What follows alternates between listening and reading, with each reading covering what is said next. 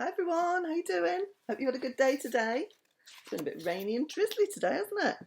Still, at least it's not been slippy slidey. All that snow's gone. Comes down in a big lump and then disappears really quickly, doesn't it? You never know, we might get some more. We can build some more snowmen. Anyway, tonight's story I'm going to read you from Animal Stories, and it's called Silly Simon and the Goat. So if you're sitting comfortably. Simon had a cold and his ears ached. He'd been very miserable.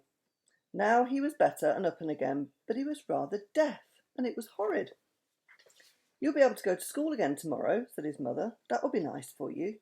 Today you can stay at home and help me." So Simon helped his mother. He fetched in the washing from the line, he ran to the shop to get some butter, and he took the baby out for a little walk. He was really a great help. "You have been quite a sensible boy for once," said his mother, pleased. Silly Simon wasn't always sensible. He sometimes did very silly things, and then his mother was cross. He was pleased. "Well, you always think I haven't got brains," he said. "But I have, mother. I'm a really very clever boy." "Well, I hope you go on being a clever boy for the rest of your day," said his mother. "Now, I'm going upstairs to do some things. Baby is fast asleep." She went upstairs, and then she remembered that she wanted her old coat to mend, so she called down to Simon. "Simon, fetch me the old coat, will you?" Simon didn't hear her very well. He thought his mother said, "Fetch me the old goat." He was rather surprised, but still, as he was feeling very good and obedient, he set off to fetch the old goat in from the field. He caught the goat and led him up to the house on a rope. He called up to his mother, "I've got it for you." "Well, bring it upstairs and hang it over the banister," called his mother. Simon felt more astonished than before. It was funny to want the old goat brought into the house, but still stranger to want it upstairs, hung over the banisters. "That goat won't like it," he called up after a bit, but his mother was only half heard what he said. "Don't be silly," she said. "It won't hurt the coat, but hang it on in the hall if you'd rather." "Hang you in the hall?" said Simon to the surprised goat. "Which would you rather, goat? I can hang you in the hall, or take you upstairs and put you over the banisters." The goat didn't seem to mind which, so Simon took it into the hall and looked at the pegs there. He tried to tie the rope to a peg, but the goat broke away at once, pulling the peg rack down with a crash. "Simon!" shouted his mother crossly. "What in the world are you doing? Be quiet." "There," said Simon to the goat. "You'll be getting me into trouble if you make noises like that. You'd better come upstairs. I think it would be easier to put you over the banisters after all."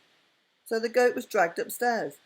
It made a great noise, and Simon's mother called out again, "You'll wake the baby. What are you making all that noise for?"